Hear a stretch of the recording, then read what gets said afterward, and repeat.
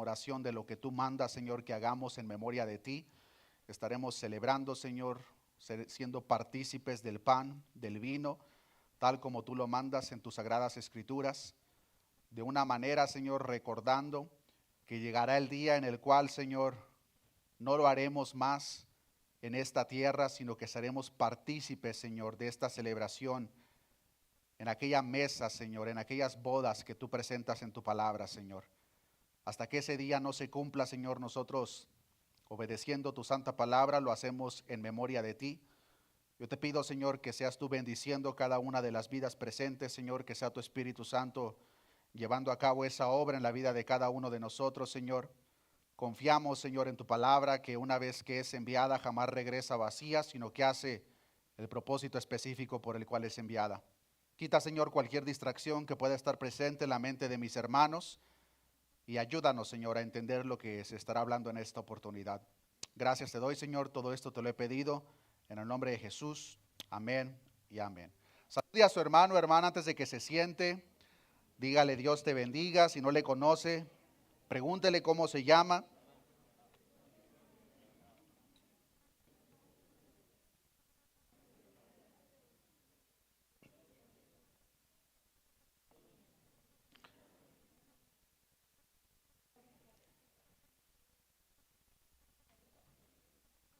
En esta oportunidad solamente salen los niños hasta la edad de 6 años. Los más grandes se quedan con nosotros, hermanos, para que de la misma forma sean partícipes aquí en la congregación con cada uno de nosotros de la celebración que se llevará a cabo.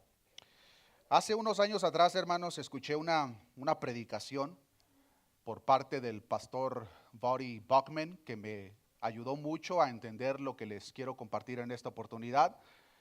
Y de la misma forma me ayudó, hermanos, a poder buscar, identificar a Cristo a lo largo de todas las escrituras. Muchas veces podemos pensar de una manera equivocada de que Cristo lo vemos simplemente en los evangelios, pero la realidad de las cosas, hermanos, es de que Cristo es el protagonista desde Génesis hasta Apocalipsis. Y es en parte lo que les quiero compartir, hermanos. Quiero que me acompañen, hermanos, al libro de Génesis. Vamos a estar pasando la mayor parte de esta oportunidad en el libro de Génesis. En el libro de Génesis, hermanos, encontramos el relato de la creación, encontramos el relato de la caída del hombre, pero de la misma forma, hermanos, encontramos la promesa la promesa de solución a ese grave problema que encontramos. Y la promesa, hermanos, a la solución de la caída del hombre, del engaño, de las consecuencias que hoy en día, hasta el día de hoy nosotros vivimos, hermanos, la encontramos en Génesis capítulo 3, versículo 15, donde dice la palabra de Dios, una vez que Adán y Eva pecan, dice Génesis 3:15, y pondré enemistad entre ti y la mujer. Y como dice, y entre tu simiente y la simiente suya, esta te herirá en la cabeza y tú le herirás en el calcañar. Dios promete, hermanos, que vendrá uno que terminará con esta maldición acarreada por la serpiente.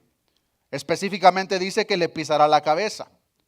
Interesantemente, después nos encontramos con el relato del primer asesinato en la palabra de Dios. La simiente de la serpiente mata a la simiente de la mujer.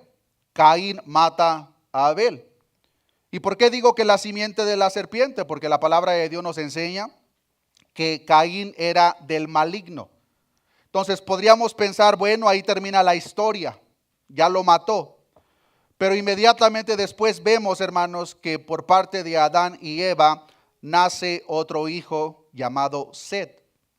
En el libro de Génesis capítulo 5 nos encontramos con 10 generaciones, hermanos, desde Adán hasta Noé, pero específicamente por la descendencia de Set. Esto es importante, hermanos, porque el libro de Génesis, todo el libro de Génesis, tiene diferentes divisiones.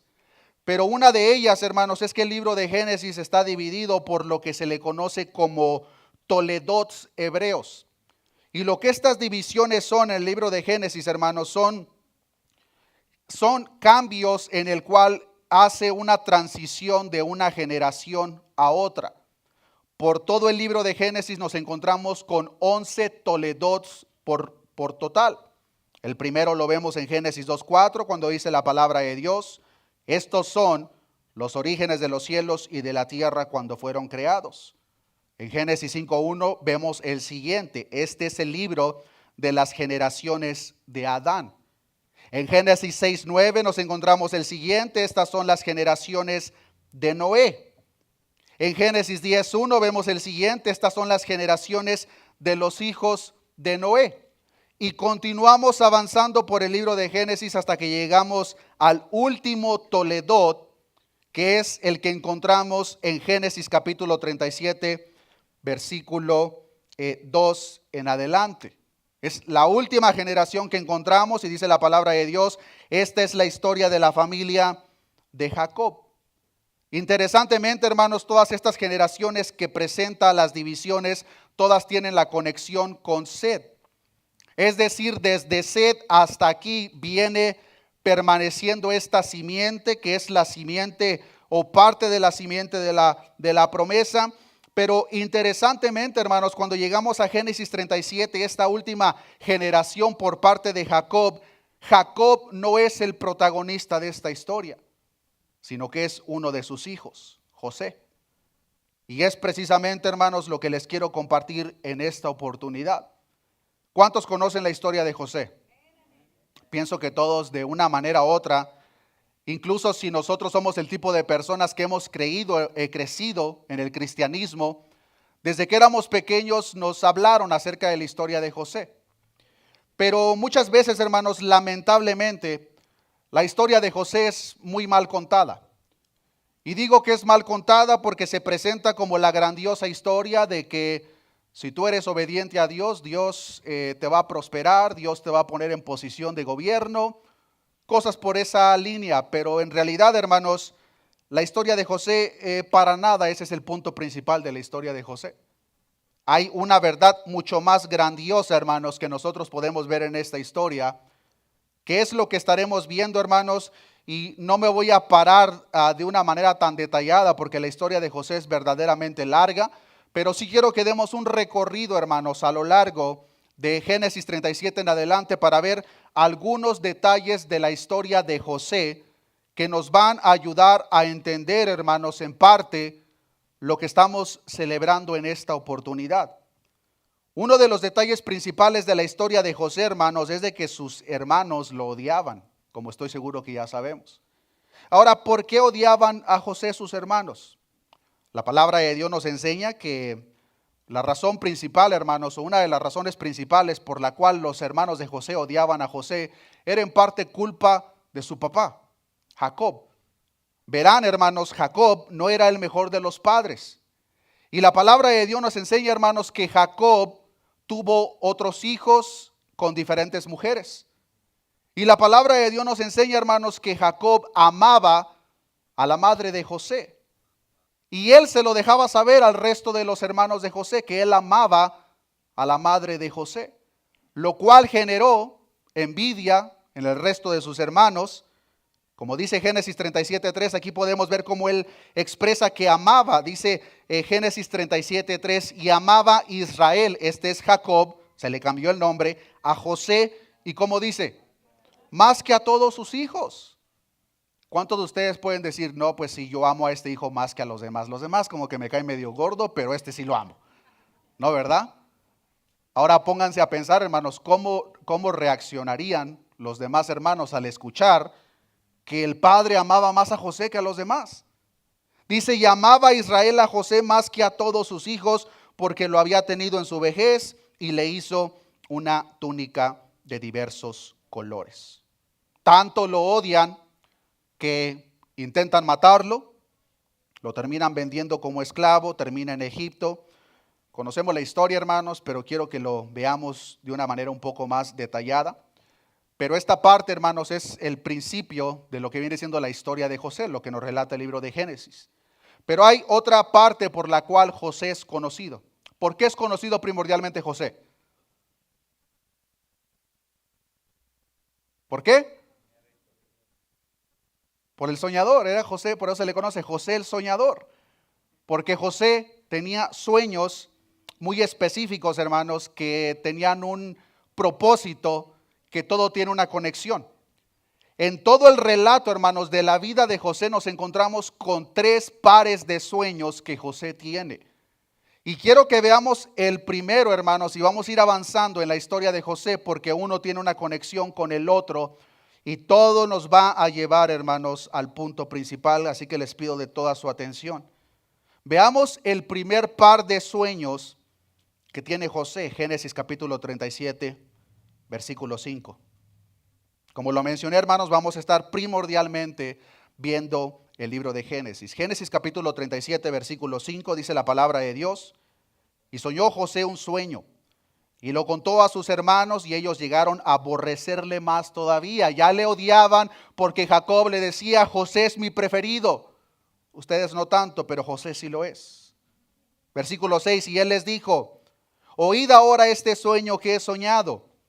He aquí que atábamos manojos en medio del campo, y he aquí que mi manojo se levantaba y estaba derecho, y que vuestros manojos estaban alrededor y se inclinaban al mío. Versículo 9.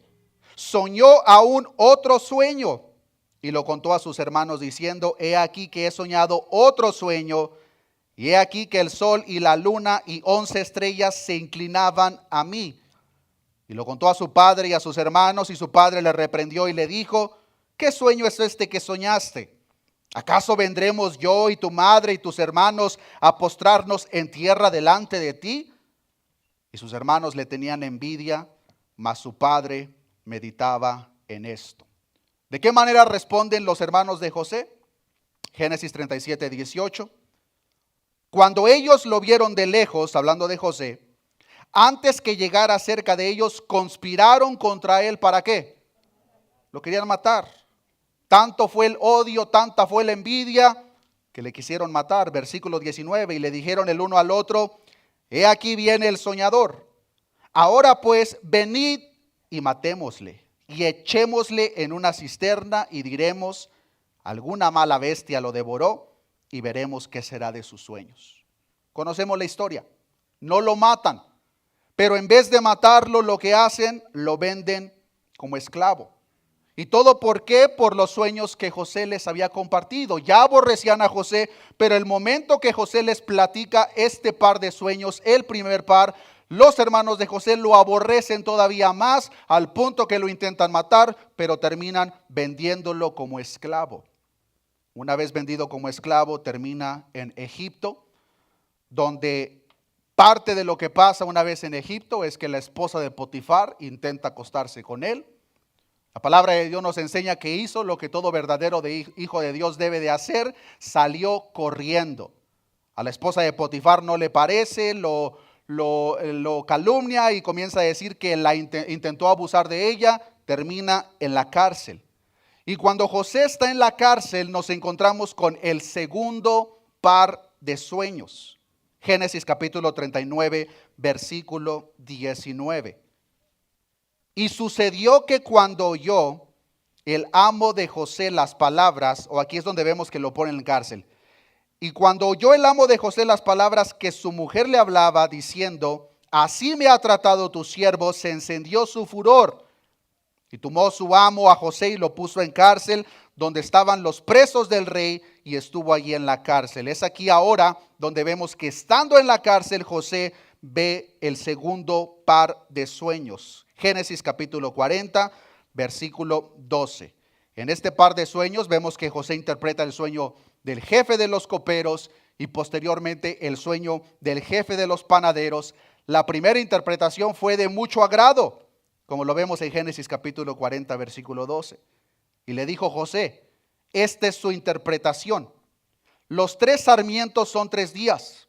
Al cabo de 3 días levantará Faraón tu cabeza y te restituirá a tu puesto, y darás la copa a Faraón en su mano, como solías hacerlo cuando eras su copero. Se llenó de gozo esta persona al escuchar la interpretación por parte de José. Pero la segunda interpretación, hermanos, no fue tan agradable. Génesis capítulo 40, versículo 18. Entonces respondió José y dijo: esta es su interpretación. Esta es la segunda interpretación del segundo par de sueños. Los 3 canastillos 3 días son. al cabo de 3 días quitará Faraón tu cabeza de sobre ti. Al primero le dice que lo va a levantar, que le va a regresar su posición, pero al segundo le dice en 3 días te van a cortar la cabeza. Y te hará colgar en la horca y las aves comerán tu carne de sobre de ti. Tal como José lo interpreta, así sucede.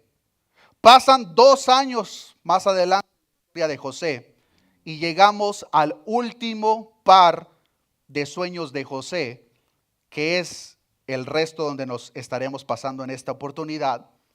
Y los que conocen la historia sabrán que este último par de sueños son los sueños del faraón. La palabra de Dios nos enseña que el faraón tiene unos sueños de la misma forma. Llama a todos los sabios para que le interpreten su sueño. Nadie le puede dar la interpretación, pero aquella persona que le interpretó el sueño estando en cárcel recuerda, años atrás había un muchacho hebreo que interpretó mi sueño, lo voy a buscar y lo voy a traer. Y tal, así sucede. Génesis capítulo 41, versículo 17. Mucha atención, hermanos, a los sueños del faraón. Entonces Faraón dijo a José: en mi sueño me parecía que estaba a la orilla del río, y que del río subían 7 vacas de gruesas carnes y hermosa apariencia, que pacían en el prado, y que otras 7 vacas subían después de ellas, flacas y de muy feo aspecto, tan extenuadas que no he visto otras semejantes en fealdad en toda la tierra de Egipto. Eran unas vacas feas, horribles. Versículo 20.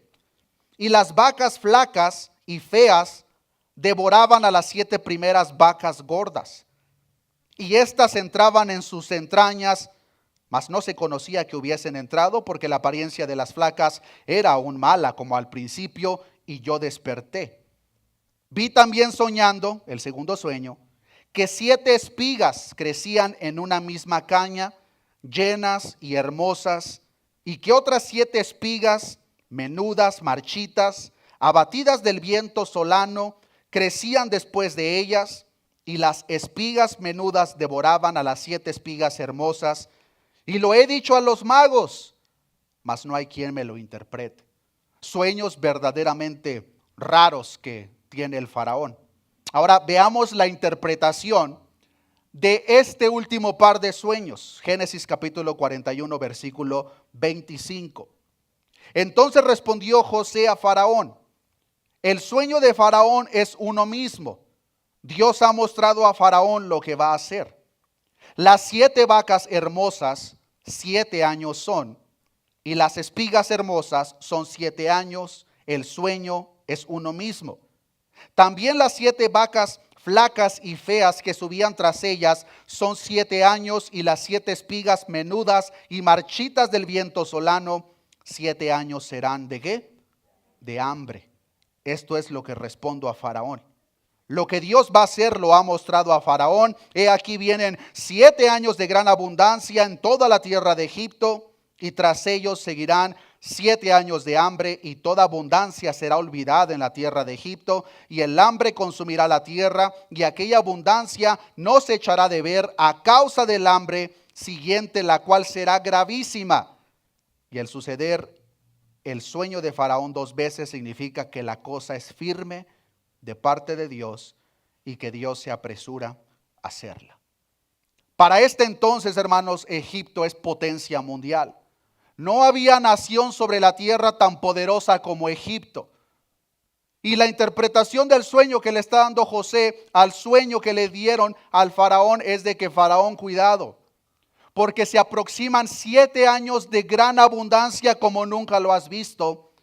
Pero una vez que esos 7 años se cumplan, vienen otros 7 años con una hambruna sobre toda la tierra como de la misma forma no se ha visto. Y una vez que José interpreta el sueño, hermanos, todavía le aconseja lo siguiente en el verso 33. Por tanto, provéase ahora Faraón de un varón prudente y sabio, y póngalo sobre la tierra de Egipto. Haga esto Faraón, y ponga gobernadores sobre el país, y quinte la tierra de Egipto en los 7 años de la abundancia, y junten toda la provisión de estos buenos años que vienen, y recojan el trigo bajo la mano de Faraón para mantenimiento de las ciudades y guárdenlo. Y esté aquella provisión en depósito para el país, para los 7 años de hambre que habrá en la tierra de Egipto, y el país no perecerá de hambre. En otras palabras, sean sabios, almacenen, porque si no almacenan, no van a poder sobrevivir los 7 años de hambruna que se aproximan. Ahora, pongamos atención, hermanos, a la respuesta del faraón. Versículo 37. El asunto pareció, ¿cómo le pareció al faraón? El asunto le pareció bien al faraón y a sus siervos. Y dijo Faraón a sus siervos: ¿acaso hallaremos a otro hombre como este en quien esté el Espíritu de Dios? Pregunta: ¿qué pasó cuando José le interpretó su sueño a sus hermanos? Sus hermanos lo aborrecieron, lo intentaron matar. Personas que eran parte de la misma simiente que José, Jacob, lo intentan matar. Pero ahora aquí nos encontramos que José de la misma forma le está presentando la interpretación de un sueño, pero no a una persona del pacto, se lo está presentando a un rey pagano. Y el rey pagano sí le cree a José. Los hermanos no le creen, pero el faraón, el pagano, el que no conoce a Dios, sí le cree. Versículo 39. Y dijo Faraón a José: pues que Dios te ha hecho saber todo esto, no hay entendido ni sabio como tú. Tú estarás sobre mi casa, y por tu palabra se gobernará todo mi pueblo. Solamente en el trono seré yo mayor que tú. José estará sobre la casa del faraón. Y si una cosa podemos ver hasta este punto de la historia, hermanos, es de que en cualquier lugar que Dios lleva a José, esa casa prospera. Ahora, muchas veces la gente puede ver esta parte de la historia, hermanos, como algo positivo.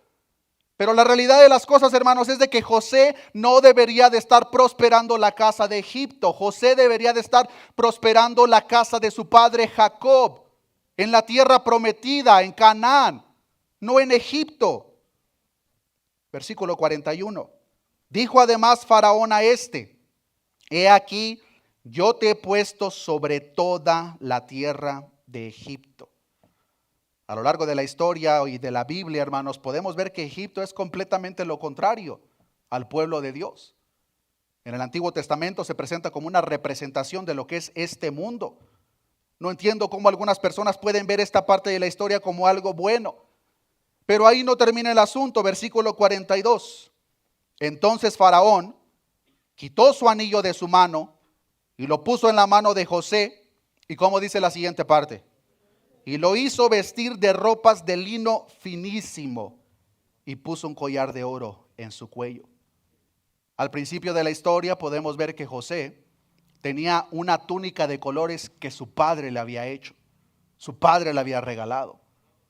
Pero cuando llega a Egipto le quitan la ropa que le identificaba con su pueblo y el faraón le pone ahora ropas egipcias. No solamente entonces podemos ver hasta este punto de la historia, hermanos, que José está en tierra equivocada, casa equivocada, sino que de la misma forma ahora ya está usando la ropa equivocada. ¿Dónde está la bendición? Versículo 43. Y lo hizo subir en su segundo carro y pregonaron delante de él. ¿Qué pregonaron? Doblad la rodilla. Y lo puso sobre toda la tierra de Egipto.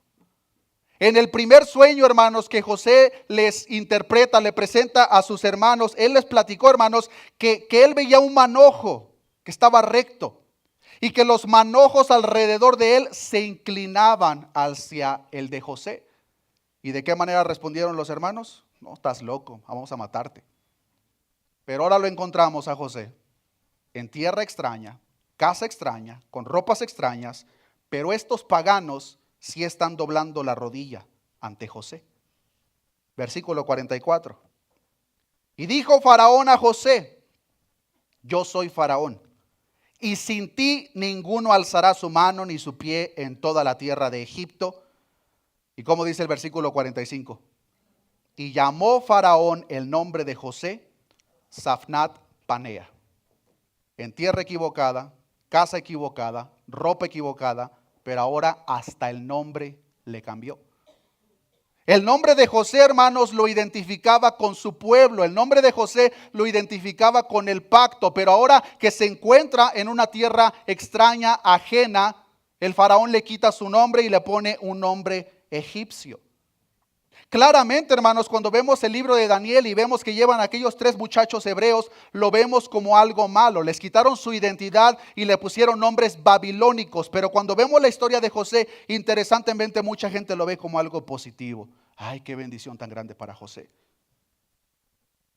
¿Dónde está la bendición?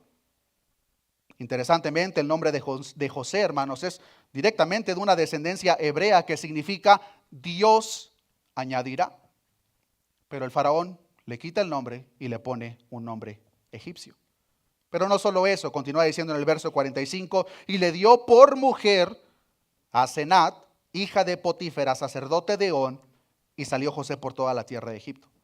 Ahora no solamente le quitó el nombre y le dio un nombre egipcio, sino que ahora le está dando una mujer pagana como esposa, que no solamente era pagana, sino que era hija de un sacerdote pagano. ¿Dónde está la parte buena de la historia? Versículo 46. Era José de edad de 30 años cuando fue presentado delante de Faraón, rey de Egipto. Y salió José delante de Faraón y recorrió toda la tierra de Egipto. En aquellos 7 años de abundancia, recordemos la interpretación del primer sueño. En aquellos 7 años de abundancia, la tierra produjo a montones. Y él reunió todo el alimento de los 7 años de abundancia que hubo en la tierra de Egipto y guardó alimento en las ciudades, poniendo en cada ciudad el alimento del campo de sus alrededores. Recogió José como arena del mar, mucho en extremo, hasta no poderse contar porque no tenía número. El cumplimiento de la primer parte del sueño que interpreta para el faraón. Faraón, vienen 7 años de abundancia, abundancia como jamás lo has visto, pero asegúrate de que en esos 7 años estás almacenando, porque una vez que los 7 años se cumplan, vienen otros 7 con una hambruna como no lo has visto. Versículo 50. Y nacieron a José 2 hijos antes que viniese el primer año del hambre, los cuales le dio a luz a Asenat, hija de Potifera, sacerdote de On. Con esta mujer pagana, hija de sacerdote pagano, tiene 2 hijos. Pongamos mucha atención a los nombres que José les da a estos hijos. Y llamó José el nombre del primogénito, ¿cómo lo llamó? Manasés, porque dijo, Dios me hizo olvidar todo mi trabajo y toda la casa de mi padre.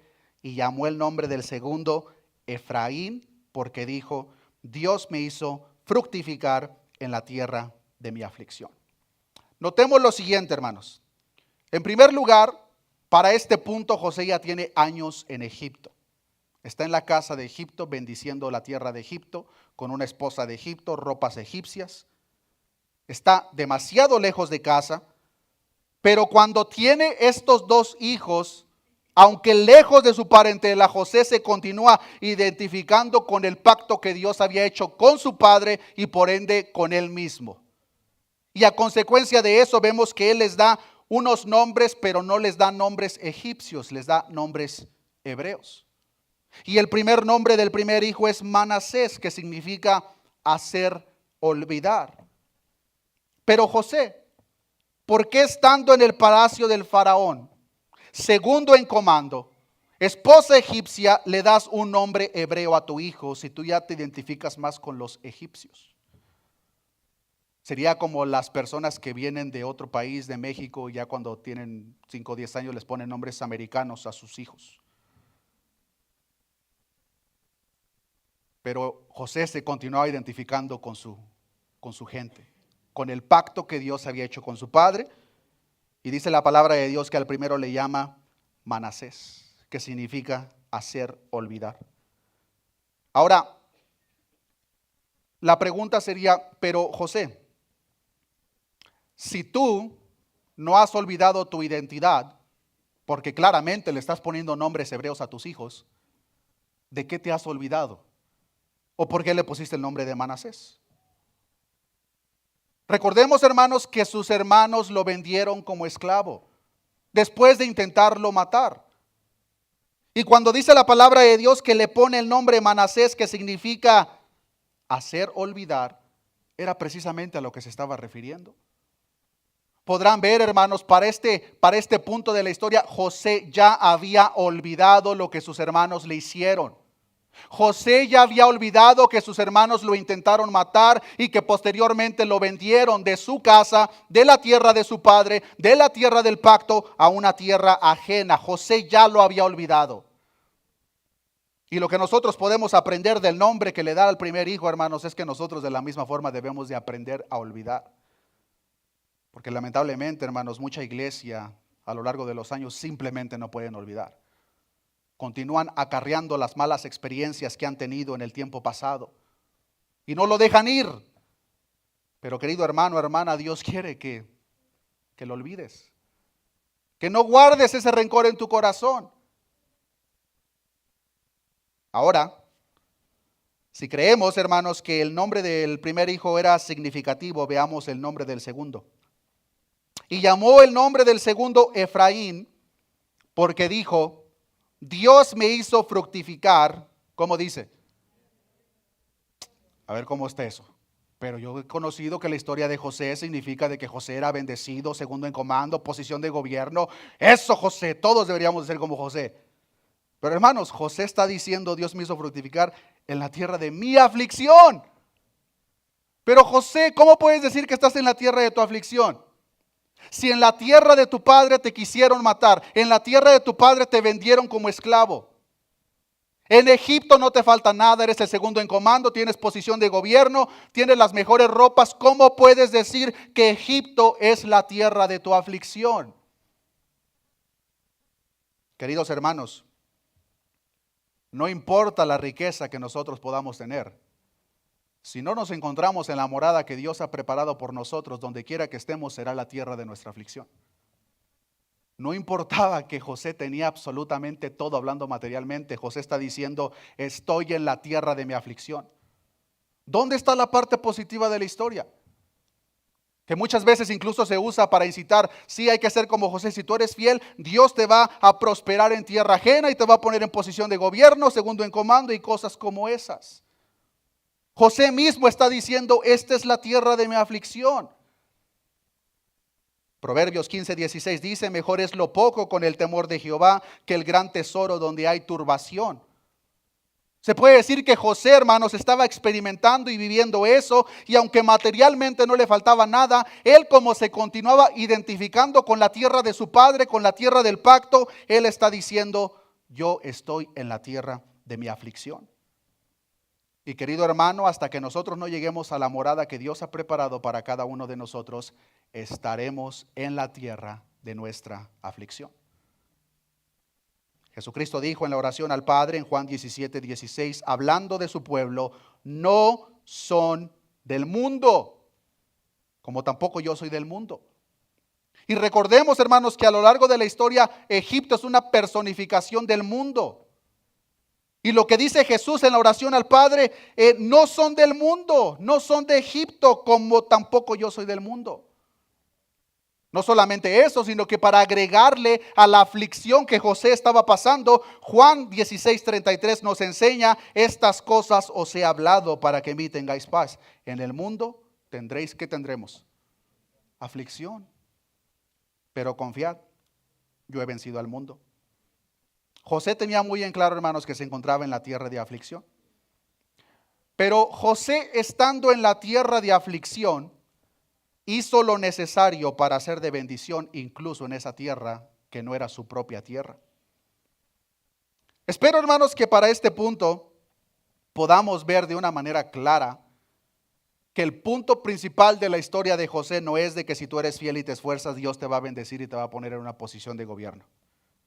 Si ese no es el punto, entonces, ¿cuál es? Pasemos a capítulo 42 de Génesis. Para este entonces, hermanos, la interpretación del sueño completo se cumplió. La tierra está pasando por la hambruna como no habían visto hasta el día de hoy. Y como la hambruna que José, de una manera profética, al interpretar el sueño, está pasando no solamente en Egipto, sino en toda la tierra, los hermanos de José que le vendieron, los hermanos de José que intentaron matarle, la parentela de José ahora está sufriendo hambre. Y como tienen hambre, se corre la voz: en Egipto hay abundancia de comida. Bueno, vámonos para Egipto. ¿Y qué es lo que hacen los hermanos de José? Se van a Egipto. Cuando llegan a Egipto, José los reconoce a ellos, pero los hermanos no reconocen a José. Y José lo que hace, hermanos, es que pone a prueba a sus hermanos. Recordemos, hermanos, que José era amado por su padre porque era el hijo de la mujer que él amaba. Pero para este punto, hermanos, Jacob ya había tenido otro hijo, Benjamín. Y cuando llegan los hermanos de José a Egipto a pedir comida, nota José que Benjamín, el hermano pequeño, no se encontraba. Y a este punto, hermanos, como José no sabía qué habían hecho con su hermano menor, recordemos que a José lo aborrecían porque era el hijo de la madre que su padre amaba. Si lo aborrecían por eso, muy seguramente también a Benjamín. Llegan los hermanos de José y José no lo ve, dice: ¿dónde está mi hermano el pequeño? ¿Se puede imaginar, hermano, qué fue lo que pasó por la mente de José? Si a mí me intentaron matar, si a mí me vendieron como esclavo, ¿qué hicieron con el más pequeño? Entonces lo que hace José es que manda a traer al hermano pequeño. Versículo Génesis 42, 34. Recordemos, hermanos, para este punto, los hermanos de José no saben que él es José. Solamente lo ven como una persona de posición alta en Egipto. Dice Génesis 42, 34, y traedme a vuestro hermano el menor, para que yo sepa que no sois espías. Lo está presentando de una manera encubierta para no revelar su identidad. Traerme al hermano menor para que yo sepa que no son espías, sino hombres honrados. Así os daré a vuestro hermano y negociaréis en la tierra. Los hermanos, con la necesidad de que no tienen comida, tienen que ir a traer al hermano pequeño para que puedan obtener comida. Entonces regresan a la casa de su padre, toman al hermano pequeño y regresan a Egipto. Génesis capítulo 43, versículo 16. Y vio José a Benjamín con ellos. Ahora ya lo ve por primera vez. José ahora sabe que su hermano el pequeño aún vive. No lo han matado, no lo han vendido como esclavo. Y vio José a Benjamín con ellos y dijo al mayordomo de su casa: lleva a casa a estos hombres y degüella una res y prepárala, pues estos hombres comerán conmigo al mediodía. José se encuentra, hermanos, con los hombres que lo intentaron matar, con los hombres que lo vendieron de esclavitud, con los hombres que lo odiaron. Y José, teniendo la posición que tenía, solamente tenía que hablar la palabra para que le cortaran la cabeza a todos. Pero recordemos el nombre de su primer hijo, Manasés, hacer olvidar. José ya había olvidado, hermanos, lo que sus hermanos hicieron con él. Y cuando llegan sus hermanos, en vez de vengarse, ¿qué es lo que hace? Maten a una res, porque aquí están mis hermanos y esta noche comen conmigo. Génesis capítulo 43, versículo 29. Alzando José sus ojos, vio a Benjamín, su hermano. Recordemos que este hijo Benjamín, hermanos, es el hijo tanto de su padre y su madre, comparten a los dos. Benjamín, hijo de su hermano, Benjamín, su hermano, hijo de su madre, y dijo: ¿es este vuestro hermano menor de quien me hablasteis? Y dijo: Dios tenga misericordia de ti, hijo mío. Entonces José se apresuró. ¿Por qué se apresuró? Vean este detalle, hermanos. Porque se conmovieron sus entrañas a causa de su hermano y buscó dónde llorar. Y entró en su cámara y lloró ahí. Y lavó su rostro y salió y contuvo y dijo: poned pan. ¿Se puede imaginar, hermanos, las diferentes emociones que están pasando dentro del corazón de José? No sabe si han matado a su hermano, pero ese momento lo ve posiblemente por primera vez y dice: ¿es este mi hermano el pequeño? Cuando se da cuenta que ese era su hermano el pequeño, dice la palabra de Dios que se conmovieron sus entrañas. Y por no llorar en frente de sus hermanos, se fue a un lugar privado para poder expresar ese llanto. Posiblemente de alegría, tristeza, todo revuelto en el corazón de José. Pero ahora viene la verdadera prueba. Pues José quería saber si los hermanos de José habían cambiado o si eran los mismos que lo odiaban, los mismos tipos de personas que le vendieron y los mismos tipos de personas que le intentaron matar. Y para llevar a cabo esta prueba, José les da costales de comida, pero a cada uno de ellos les pone todo lo que necesitaban, pero le dice a su mayordomo, al más pequeño, a Benjamín, ponle mi copa. Y en quien se encuentre esa copa, ¿qué debía de pasar? Esa persona la iban a matar. Génesis 44:9. Aquel de tus siervos en quien fuere hallada la copa, que muera, y aún nosotros seremos siervos de mi Señor. Aquí viene la verdadera prueba.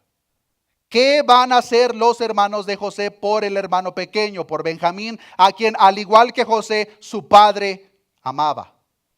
José quería ver si los hermanos, de la misma forma que hicieron con él, estaban dispuestos a abandonarlo, venderlo, entregarlo como lo hicieron con él. Pero vean, hermanos, lo que pasa en el versículo 33. En el versículo 33, hermanos, resalta uno de los hermanos de José.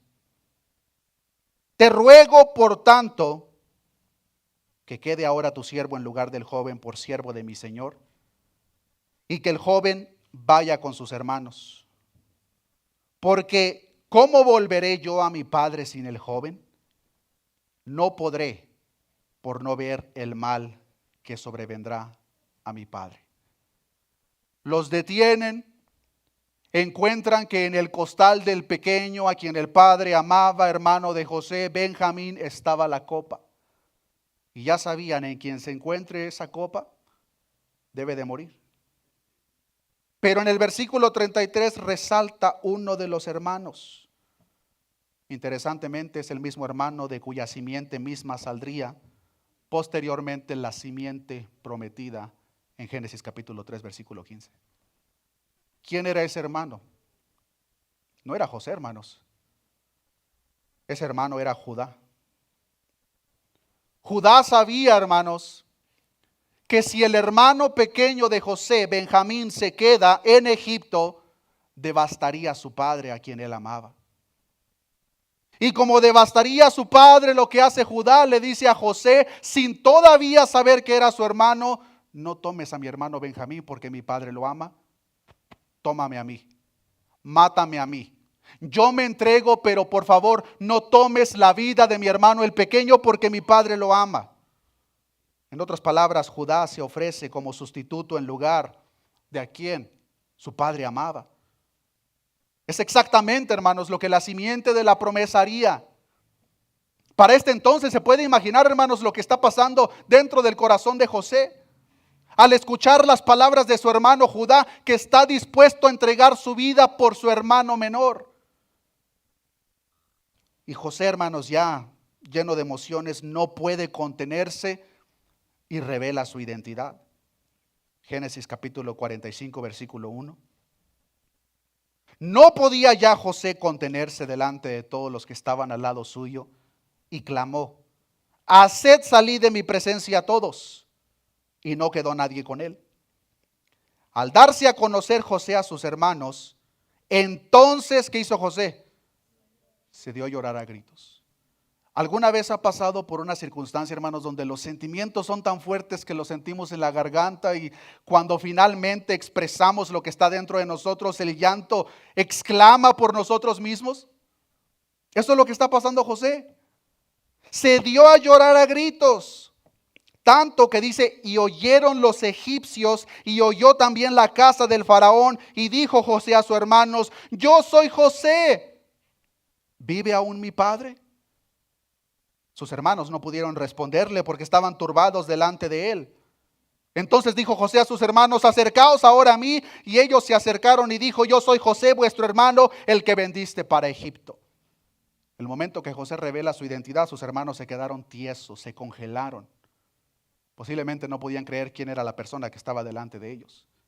Y muy posiblemente lo que pasó por su mente: hasta aquí llegamos. Nos va a matar. Nos va a cortar la cabeza. Va a hacer con nosotros como nosotros hicimos con él.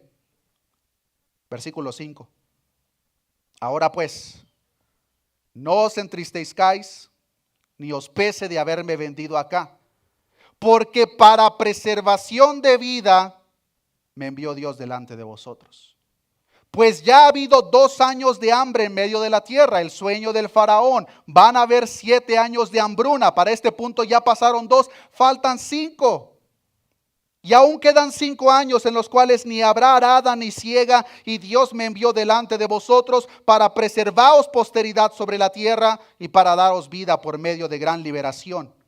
Así pues, no me enviasteis acá vosotros, sino Dios, que me ha puesto por padre de Faraón y por señor de toda su casa y por gobernador en toda la tierra de Egipto. Pregunta, ¿cuál es el punto de la historia de José?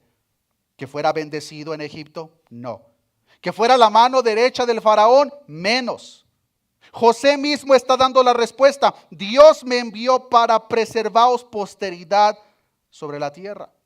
José está en Egipto, hermanos, para preservar la vida del pueblo del pacto de Dios, de quien saldría la promesa de Génesis capítulo 3, versículo 15, que de la simiente de la mujer saldría uno que le pisaría la cabeza. Y para eso Dios envía a José a Egipto.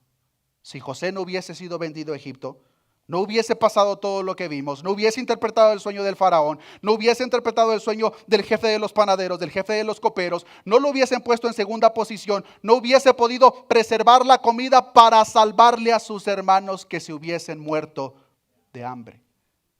Claro que eso no podía pasar porque Dios tenía un plan.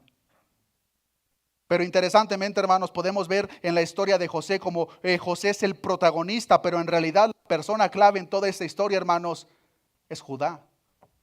Aquel que entrega su vida por amor a su hermano, pero también por amor a su padre, que el momento que sabe que debe de morir dice, no, por favor no, a mi hermano no, porque mi padre lo ama y yo también lo amo, mejor tómame a mí.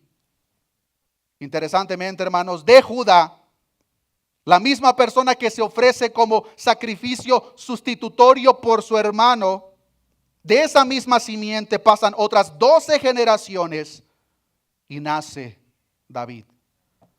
Aquel muchacho que se encontró en aquel valle, aquel gigante que estaba burlándose y retando al pueblo de Dios, cuya persona él dijo que bajaría a pelear representando a todo el pueblo. Conocemos la historia, lo mata, sale victorioso, lo hacen rey. Pero ese muchacho que posteriormente se hace el rey, pasan otras 28 generaciones y viene un David mayor, un Judá mayor. Uno que de la misma forma, hermanos, al igual que David bajó a aquel valle para luchar con el gigante, él también vino a esta tierra para pelear una pelea que nos representaba a todos, y el momento que salió victorioso nos hizo partícipes a cada uno de nosotros.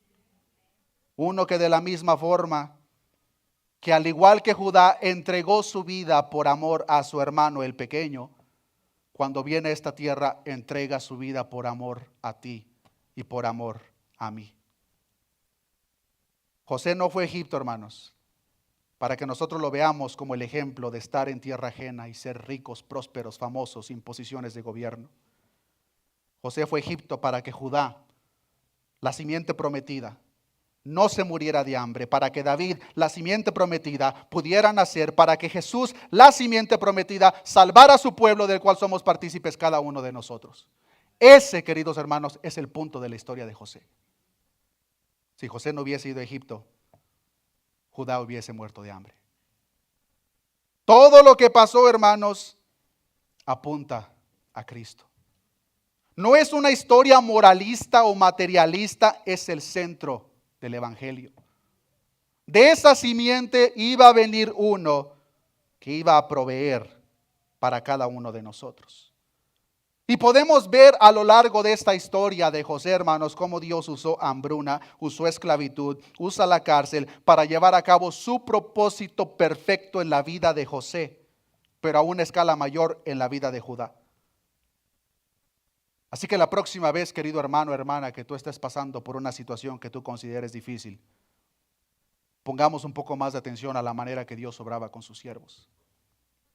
No solamente con José, con Moisés, con Sansón. En cada una de esas historias, hermanos, cuando entendemos que el protagonista de toda la Biblia es Cristo, hermanos, vamos a aprender a ver a Cristo en la historia de Moisés. Vamos a aprender a ver a Cristo en la historia de Noé. Vamos a aprender a ver a Cristo en la historia de Sansón. Y como lo acabamos de ver, hermanos, el punto principal de la historia de José no es José, es Cristo. Es Cristo, hermano. Es Cristo a quien precisamente en esta oportunidad venimos a celebrar. Que al igual que Judá entregó su vida en amor por su hermano y en amor por su padre, hermanos, Cristo vino a esta tierra por amor a sus hermanos que somos nosotros, por amor a su Padre. Él vino a esta tierra. Tu hermano, yo merecíamos morir. Es como si en nuestro costal se encontró esa copa. Tu gran lista de pecados te condena al infierno. Tu gran lista de pecados, hermanos, te condenan a la separación de Cristo. Pero Jesús te amaba tanto que dio su vida por ti. Y Jesús vino y no podía regresar con las manos vacías. Él sabía que el Padre amaba a un pueblo. Y para que ese pueblo pudiese llegar a Él, era necesario que Jesús entregara su propia vida. Le voy a pedir a mis hermanos que por favor vayan preparando y vayan pasando el pan y el jugo. Cuando lo reciba, hermano, todavía no lo coma, todavía no lo tome, solamente manténgalo en su mano y medite en lo siguiente: que al igual que Judá ofreció su vida por su hermano menor, Cristo lo hizo por ti, hermano. El versículo más conocido de toda la Biblia es Juan 3:16, porque de tal manera amó Dios al mundo, que ha dado a su Hijo unigénito, para que todo aquel que en Él cree no se pierda, mas tenga vida eterna. Cristo te ama, hermano. Cristo te ama, hermana.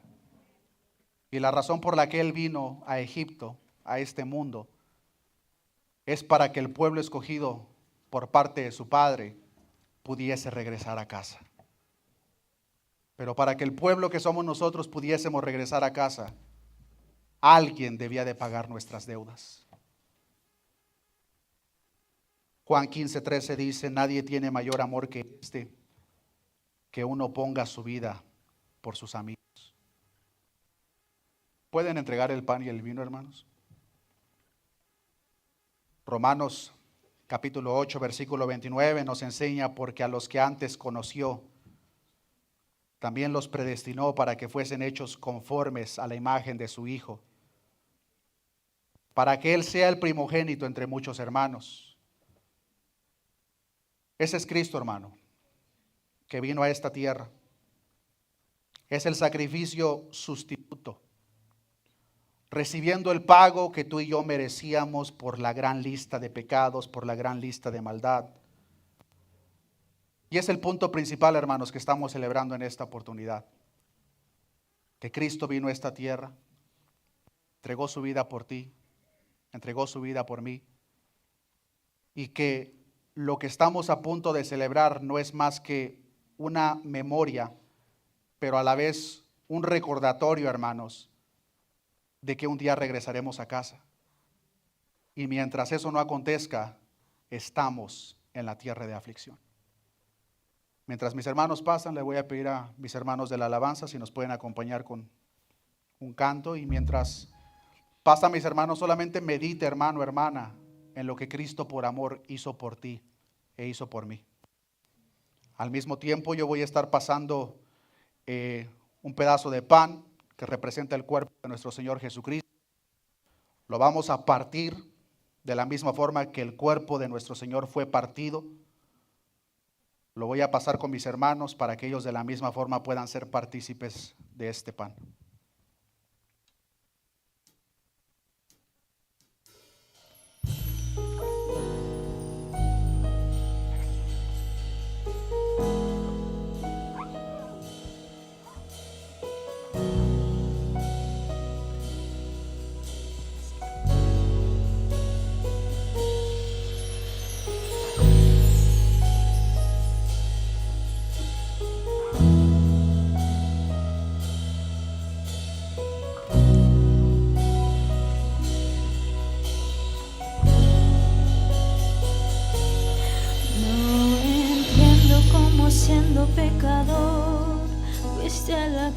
por mí, lo entregaste todo, no reservaste nada,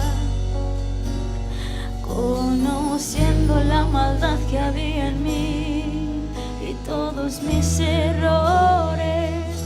No me despreciaste, sino que me abrazaste. Y diste tu sangre por mí, y diste tu vida por mí, diste todo por mí, mi Jesús. Y diste tu sangre por mí, diste tu vida por mí, lo diste todo por mí, mi Jesús. No entiendo cómo siendo pecador fuiste a la cruz por mí, lo entregaste todo, no te reservaste nada, conociendo la maldad que había en mí y todos mis errores. No me despreciaste, sino que me abrazaste. Diste tu sangre por mí y diste tu vida por mí, lo diste todo por mí, mi Jesús. Diste tu sangre por mí, diste tu vida por mí, lo diste todo por mí, mi Jesús. Tu amor es alto, es profundo y es ancho, sobrenatural. Tu amor es alto, es profundo y es ancho, sobrenatural,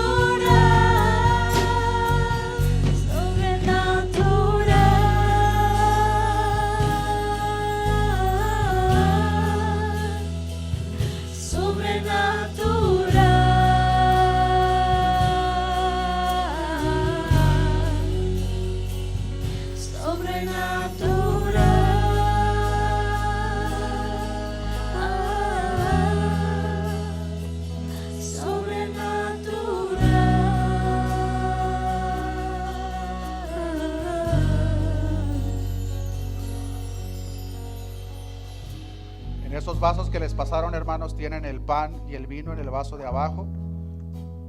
Les voy a pedir que por favor tomen el pan en mano. Todavía no lo coman, pero tomémoslo en mano.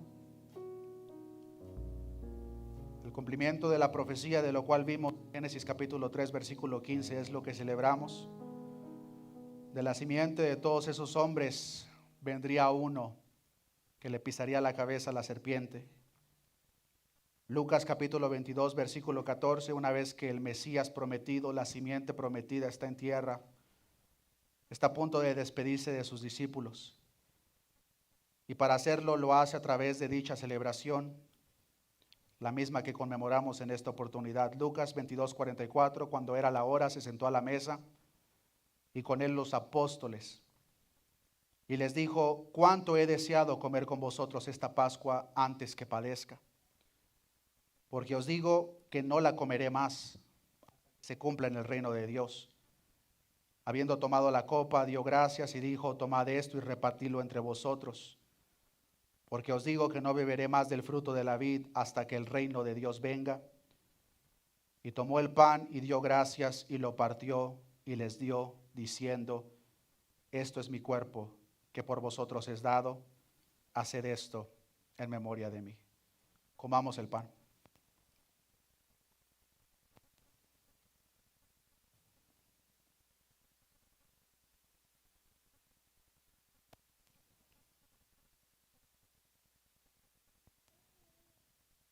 Versículo 20, de igual manera, después que hubo cenado, tomó la copa diciendo, esta copa es el nuevo pacto en mi sangre, que por vosotros derrama.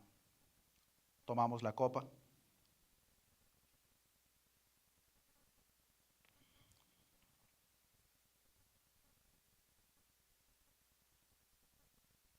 Querido hermano, querida hermana, no sé por qué situación hayas estado atravesando, pero si una cosa podemos ver claramente en la historia de José, es que los métodos de Dios son perfectos. El propósito por el cual José fue vendido, el propósito por el cual terminó en la cárcel, era parte del plan divino. Y Dios obra de la misma manera con cada uno de nosotros. Llegará el día, hermanos, en el cual seremos partícipe de esta gran cena, pero no lo haremos de una manera ceremonial más, sino que lo haremos en la presencia del Cordero. Cuando regresemos a casa, a la morada que Dios ha preparado para cada uno de nosotros. Pero mientras eso no suceda, hermanos, estamos en la tierra de nuestra aflicción, al igual que José lo estuvo en Egipto. ¿Qué vamos a hacer entonces? Lo mismo que José. Ser de bendición aún en tierra ajena. Estamos en tierra ajena, hermanos, pero hasta que ese día glorioso llegue, hagamos lo posible para dar la honra y la gloria a aquel que dio su vida por nosotros en todas las cosas que nosotros hacemos. Oremos a nuestro Dios. Padre, gracias te damos en esta oportunidad, Señor, por tu plan divino y perfecto que encontramos desde el principio de tu palabra, Señor. Tu Hijo, nuestro Salvador Jesucristo, es el protagonista de esta palabra divina, inspirada por ti, Señor. Nosotros podemos ver claramente en la historia de José, Señor, el propósito divino, Señor. Preservar la simiente del pueblo del pacto. Tú hiciste ese pacto con Abraham, Isaac, Jacob, el mismo padre de José. Tú prometiste, Señor, que de la simiente de Abraham habría, Señor, una generación que no se puede ni contar. Esa generación o parte de esa generación está aquí presente, Señor. Nosotros somos parte de tu pueblo, como dice tu siervo Pablo en el libro de Gálatas, que no somos, Señor, por herencia de sangre, sino por una herencia o una simiente espiritual, Señor. Gracias te damos por la vida de todos aquellos siervos que a lo largo del tiempo, Señor, han sido esos vasos, Señor, para que tu propósito perfecto se lleve a cabo, Señor. Ese propósito mayor ya se cumplió cuando tu Hijo Jesucristo vino a entregar su vida por nosotros de la misma manera que lo hizo Judá por su hermano menor, Benjamín. Pero de la misma forma sabemos, Señor, que hay un tiempo que nos espera todavía. No sabemos qué tan largo será, pero por el tiempo que a ti te plazca tenernos en la tierra de nuestra aflicción, Señor, tú nos has dado la capacidad, Señor, para vivir conforme a tu perfecta voluntad y ser de bendición como José lo fue. Gracias te doy, Señor, por tu inmenso amor, tu grande misericordia y gracia que nos sostiene y que nos sostendrá, pues tu palabra es verdaderamente clara. Aquel que comenzó en vosotros la buena obra la perfeccionará hasta el día de su venida. La honra, la gloria, el poder y el señorío sean dadas solamente a aquel que vive y reina por los siglos de los siglos, nuestro Señor Jesucristo.